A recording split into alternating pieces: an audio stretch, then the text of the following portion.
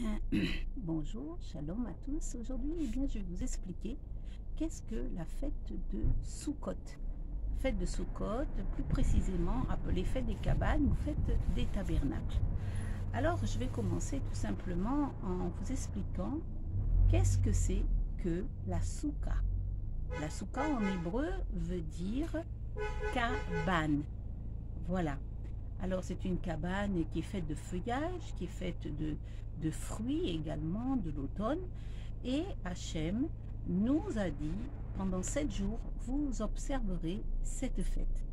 Alors en Israël, nous construisons une soukha. Tous les foyers juifs construisent cette soukha. D'ailleurs, les enfants se régalent à aider les parents à faire cela. C'est très un jeu ludique également. Alors, donc, nous faisons une soukha, elle peut être sur un balcon, elle peut être sur une terrasse, elle peut être dans un jardin, peu importe. Mais il faut qu'il y ait une soukha. Et cette cabane, elle est faite de feuillage, donc, comme je l'ai dit, elle est faite de fruits de l'automne. Et nous y mangeons pendant 7 jours, selon le commandement divin de Hachem. Alors cela, nous le trouvons dans le livre de la Torah, bien sûr, dans le livre d'Evarim. D'Evarim au chapitre 23, vous pouvez commencer à lire cela à partir du verset 33. Alors la soukha, bien sûr, je suis dessous. Je suis sous ma soukha, en Israël. Et chacun fait une soukha selon... chacun fait une soukha différemment, voyez-vous. Chacun la décore de façon différente, mais ça reste une soukha éphémère qui est faite pendant le mois de Tishri, c'est-à-dire le mois de septembre en Israël. Alors, bien sûr, qu'est-ce que veut dire Sukkot, en fait, la fête de Sukkot? Eh bien, la fête de Sukkot, elle rappelle les 40 ans de notre peuple israélite que nous avons vécu dans le désert. Et lors de la sortie de l'Égypte, lors de la sortie de la servitude de l'Égypte, conduit par la Shérina de Hachem, conduit par également la manne donnée chaque jour dans le désert par Hachem, pendant 40 ans pour nous conduire dans le pays promis que Hachem nous a promis en terre d'Israël. Alors voilà à quoi correspond Sukkot, et c'est ce que nous rappelons chaque année et que nous expliquons de façon ludique, de façon pédagogique aussi à nos enfants, à nos petits-enfants. Et c'est une loi perpétuelle chaque année. Voilà. Donc Sukkot rappelle cela. Donc vous pouvez lire l'histoire également de la sortie d'Égypte dans le livre de Exode, du livre de la Torah. Amen. Alors bien sûr ces 40 ans, ils nous ont servi à quoi? Ils nous ont servi à l'apprentissage de la vie, à l'apprentissage de notre complète dépendance et protection et miséricorde de Hachem envers nous, envers le peuple d'Israël. Nous avons appris à dépendre de l'Éternel. Nous avons appris à nous soumettre complètement à la divinité de Hachem, à nous confier dans une absolue confiance. Est-ce que c'est ce que l'Éternel veut rappeler encore chaque année à ses enfants? De dépendre que de lui. Amen. Alors on quitte bien sûr le confort matériel de la maison, de tout ce que nous possédons. Nous allons dans la soukha et nous fêtons midi, soir, nous mangeons dans la soukha et nous nous réjouissons au travers de passages bibliques, au travers de Térilim, de psaumes, au travers de cette histoire fantastique de la sortie de l'Égypte où nous étions en esclavage vers le pays promis. Et tout cela, nous nous réjouissons pendant 7 jours. Amen. Alors tout cela dans le livre d'Evarim, comme je vous l'ai dit, d'Evarim, c'est-à-dire Deutéronome, du chapitre 16 au verset 13 à 15, et également le livre Lévitique, vous le trouverez dans le chapitre 23, pour ceux qui prennent la vidéo en cours. Voilà, donc ensuite, pendant cette fête, il y a quelque chose d'extraordinaire aussi que nous faisons, c'est l'élevation du loulav et de l'étrog. Alors à quoi correspondent bien sûr ces branches que vous pouvez voir et puis cette étrogue qui ressemble à un citron? Eh bien, c'est tout simplement là encore un commandement de l'Éternel, un commandement de Hachem, de Adonai. Et oui, pour les enfants d'Israël, il nous a dit de prendre une branche de palmier, il nous a dit de prendre quelques brins de sol, il nous a dit de prendre également de la sole, voilà, et de relier ces trois espèces végétales en un. Et ça correspond à l'unité du peuple d'Israël. Ça correspond à l'unité avec toutes les catégories différentes de l'être humain. C'est-à-dire, on peut avoir chez nous un juif différent d'un autre. Ce n'est pas important, mais ensemble, nous formons l'unité du peuple d'Israël. Amen. Alors voilà, donc nous agitons ce loulav, donc ces quatre espèces végétales et cette étrogue, et nous agitons donc le loulav dans les quatre points cardinaux, c'est-à-dire du haut vers le bas et de droite vers la gauche. Et en même temps, eh bien, nous disons à Dieu, nous le remercions et nous sommes dans la joie. Alléluia. Alors, bien sûr, on lit notamment, justement, pour rappeler cette précarité de la vie, finalement, la précarité de la vie humaine qui peut partir à chaque instant, que personne n'est maître, au fait, de nos vies, sinon Hachem. Eh bien, nous lisons le livre, notamment d'Ecclésiaste. Ecclésiaste qui nous rappelle ce fameux livre écrit par Salomon, qui avait une sagesse extrême. Eh bien, nous lisons le livre Ecclésiaste et nous lisons notamment, eh bien, tout est vanité, rien n'est que vanité. Alors vous pouvez le lire également, ce livre d'Ecclésiaste. Ça nous remet vraiment dans le droit chemin de ce qu'est la vie et de ce que nous observons. Et aujourd'hui, effectivement, avec le corona, avec toutes ces choses qui nous arrivent, eh bien, nous nous attachons seulement à Dieu. Nous pouvons nous attacher comme à Sukkot, et bien comme les 40 ans dans le désert, nous pouvons nous attacher seulement à Dieu aujourd'hui. Et oui, mes bien-aimés, seulement à Dieu. Alors, nous devons mettre notre confiance en l'Éternel. Et encore plus aujourd'hui que jamais. Voyez-vous, encore plus aujourd'hui que jamais. Mettez votre confiance en l'Éternel, Hachem, Adonai, Yahweh, peu importe comment vous l'appelez. En tout cas, il n'y en a qu'un seul qui nous entend, qui nous écoute, qui nous soutient, qui nous restaure, qui nous bénit. Eh bien, mettez votre confiance en l'Éternel. À Sukkot, eh bien, dans ces 40 ans dans le désert, le peuple, notre peuple d'Israël, ne pouvait avoir confiance qu'en Hachem. Hachem pourvoyait chaque jour avec la manne, c'est-à-dire avec le besoin de chaque jour que nous avions besoin de manger. Alors les cailles tombaient du ciel.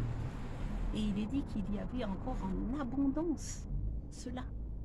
Et la nuit, il y avait la Shérina de Dieu, c'est-à-dire la gloire de Dieu qui nous portait. Eh bien, c'est la même chose aujourd'hui, mes amis. C'est la même chose. Deux choses. Protection de Dieu. La gloire de Dieu doit vraiment être manifeste dans vos vies. Et puis, dans tous vos besoins, qu'ils soient personnels, quotidiens, mettez votre confiance en Hachem, en l'Éternel. Alléluia.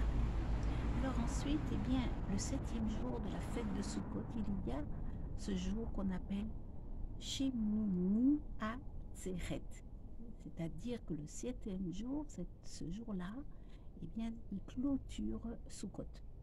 Alors on prie notamment pour la pluie, parce que vous savez, en Israël, il fait très chaud, et la pluie, nous en avons besoin. Alors on prie particulièrement pour la pluie. Il y a des prières spéciales que nous faisons pour que la pluie tombe. D'ailleurs, il y a 2 dates à cela dans l'année. Il y a Sukkot où nous prions pour la pluie, et il y a Pessah, à Pâques. Également, nous faisons des prières spéciales pour la pluie. Alléluia. Alors maintenant, là où je veux en venir, bien sûr, spirituellement, par rapport à notre Seigneur Yeshua, par rapport à la Bérit Radasha, à ceux qui ont reconnu que Yeshua, Hamashiach, est Messie et Goël d'Israël, et également le Messie de leur cœur, les Juifs messianiques, eh bien, nous savons, et les gentils des nations, bien sûr, il y a des gentils des nations également qui ont reconnu Yeshua qu'ils appellent Jésus. Mais en tout cas, c'est le même. Et donc, nous pouvons voir dans la Berit Hadasha, dans le livre Yohanan du chapitre 7, eh bien, verset 37, notre Seigneur Yeshua, il était là. Il était là en Israël. Et il est dit dans ce passage, eh bien, que le dernier jour, justement, de la fête de Sukkot, de la fête des tabernacles, il était là. Alors, il ne voulait pas se montrer parce qu'il était déjà persécuté. On ne croyait pas dans son ministère. On disait, il y en a qui croyaient en lui, il y en a qui ne croyaient pas en lui. Il y en a qui disaient que c'est un homme de bien. Il y en a d'autres qui disaient non, il égare, il a une autre doctrine. Et enfin, il y a eu beaucoup de choses dites à son sujet. On peut comprendre. Parce que vraiment, Yeshua est venu, non pas avec son enseignement, loin de là. Il est venu avec l'enseignement de Dieu lui-même. Donc il ne parlait pas selon lui-même, il le disait. Je ne parle pas selon moi-même, je parle selon celui qui m'a envoyé, Dieu le Père. Amen. Alors Yeshua, bien sûr, fils de Dieu, eh bien, dans Yohanan, de la Berit Hadasha, si vous en avez une, si vous pouvez vous en procurer une, eh bien, vous lirez que Yeshua, à ce moment-là, était à la fête des tabernacles. Et il a dit, voilà ce qu'il a dit, notre Seigneur, à cette fête de Sukkot. Il a dit, si quelqu'un a soif, qu'il vienne à moi. Amen. Si quelqu'un a soif, qu'il vienne et qu'il boive. Alléluia. Voyez, alors que mes frères juifs, mes frères de la nation juive, mon peuple, priaient pour la pluie, lui venait avec cet enseignement nouveau de la part de Hachem, de Dieu le Père, et il disait que si quelqu'un a soif, qu'il vienne et qu'il boive de cette eau. Et d'ailleurs, le prophète Ésaïe l'a dit également. Le prophète Ésaïe, dans le chapitre 12, verset 3, « Vous puiserez de l'eau avec joie aux sources du salut. » C'est-à-dire, vous puiserez avec joie aux sources de Yeshua. Et c'est-à-dire que lorsque Ésaïe a dit cela, lorsque le prophète Ésaïe disait cela, il le disait à notre peuple, au peuple d'Israël, comprenez? Il disait, venez aux eaux et vous qui avez soif, venez aux eaux vives, vous qui avez soif.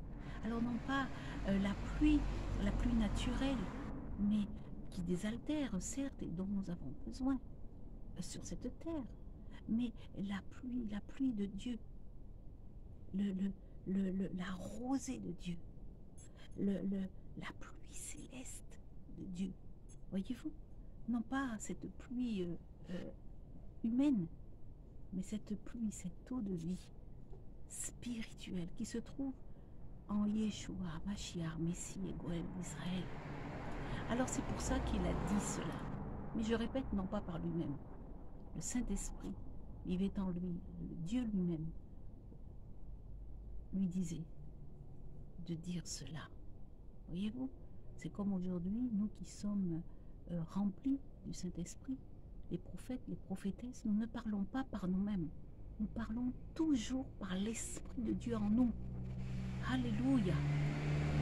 Un prophète, une prophétesse ne peut pas parler selon lui-même. Et d'ailleurs, il est dit, celui qui juge ne peut juger qu'en esprit. Celui qui est de la chair juge selon la chair. Celui qui juge en esprit ne peut juger que de l'esprit, avec l'esprit de Dieu, avec le Ruach HaKodesh. Comprenez? Alors voilà ce que je te propose, mon ami, aujourd'hui, alors que nous sommes dans cette fête de Sukkot, alors que tu as besoin de cette pluie, non pas naturelle, mais la pluie de l'esprit, la pluie de Yeshua. Et si tu reconnais Yeshua dans ton cœur comme Messie et Goël d'Israël, alors tu vas recevoir cette vie comme le prophète Ésaïe l'a dit, comme le prophète Ésaïe l'a dit notre peuple, à notre peuple, il y a plus de 2000 ans, les prophètes sont venus. Ils nous ont parlé en Israël, mais nous n'avons point écouté pour certains. Mais pour ceux qui ont cru, parce qu'il y avait aussi des croyants messianiques, des juifs messianiques, eh bien, eux, ils ont suivi Yeshua. Et ils ont fait le bon choix. Alors, mon ami, je t'invite vraiment à te procurer une Berit Hadasha, c'est-à-dire le livre de la bonne nouvelle, et vraiment d'aller dans le livre Yohanan. Et là, tu vas découvrir notre Seigneur Yeshua, ce Jésus qui a été rejeté, dit-on, par notre nation. Alors c'est vrai, ça fait mal quand on nous accuse comme ça. C'est vrai que c'est difficile pour nous d'accepter cela. On accuse, oui, c'est Israël qui a tué Jésus. Ça fait très mal. Mais c'est pas comme ça qu'il faut le dire. Parce que de toute façon, la parole de Dieu nous dit que Dieu lui-même a permis cela. C'est comme ça qu'il faut parler, avec amour. Avec amour, mes amis. Il ne faut pas accuser, il ne faut pas pointer du doigt, mais il faut encourager justement notre peuple, le peuple d'Israël, à recevoir leur Messie. Alléluia. Nous devons leur parler avec amour, et ne pas les attaquer, ne pas les accuser. Il faut le dire avec amour. Donc effectivement, eh bien, effectivement, c'est Dieu lui-même qui a permis tout cela. Il n'y a rien que Dieu ne permette pas ici-bas. C'est Dieu qui fait les choses. C'est Dieu qui dit que sur la terre et dans le ciel, c'est lui qui fait toutes choses en son temps. Et tout lui appartient. Le ciel et la terre sont son autorité, son patrimoine, si je peux dire. En d'autres termes. Vous voyez? Comprenez. Alors, bien aimé, je vous souhaite Chag Sameach Sukkot, bien sûr. Mais Chag Sameach Sukkot en Yeshua. Alors là, vous allez le vivre pleinement selon la liberté de l'Esprit Saint, c'est-à-dire le Ruach HaKodesh. Et là, vous allez éclater de joie par des danses. Alors, il y a cette dernière fête également qui est faite, c'est Simchat Torah, le 8e jour. Alors voilà, cette fête par excellence également. On chante, on danse, on se réjouit d'avoir reçu la Torah, c'est-à-dire les 5 premiers livres de la loi. Et alors on sort ce jour-là dans les synagogues, dans les rues, on sort les Torahs, on sort toutes les Torahs dans les synagogues, et puis on les fait circuler aux fidèles, et puis le soir, il y a des Torahs qui circulent également, et c'est la joie, parce que Simchat Torah veut dire la joie de la Torah. Et on remercie Dieu d'avoir reçu la Torah. Mais nous, enfants de Dieu, nous qui sommes en Yeshua, combien nous devons remercier Dieu, Hachem, de nous avoir laissé sa parole, mais surtout de nous avoir donné son Saint-Esprit. Alors venez aux eaux vives recevoir le Ruach HaKodesh, non pas la pluie naturelle, mais la pluie de l'Esprit Saint. Soyez bénis. Chag Sameach Shavuot. Shalom.